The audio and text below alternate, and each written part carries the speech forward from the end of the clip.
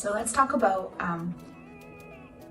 what it's like to not have a voice. I know that I'm not the only person who has walked this path. I know that there are hundreds and millions of people that have been in the same shoes, although it may look a little different.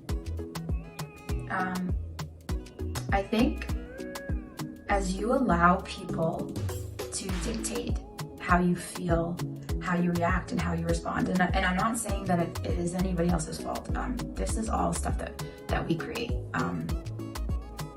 But if you're more concerned about hurting someone's feelings than listening to your own, then what happens is, over time, you become numb to what you really feel.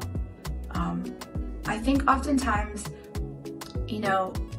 people pleasing is sneaky because it can make you just look like a good person from the outside, Oh, she always thinks about everybody else first. She always, is positive.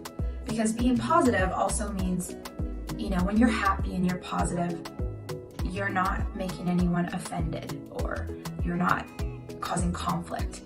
So I think oftentimes what kind of partners in this people-pleasing mindset is just this, feeling of always having to be upbeat.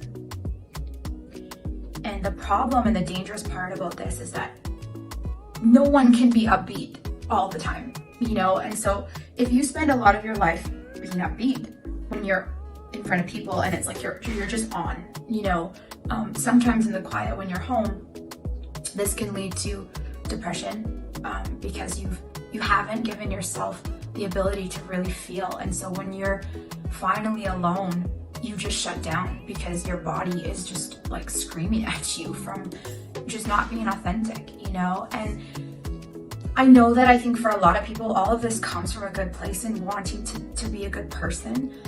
But what the problem is you almost become a shell of a person, because if you aren't being authentic to you and to how you feel and to what's real in your life, and if you just adapt to everyone else in the room, then the world is missing out on a voice that needs to be heard, an opinion that needs to be said.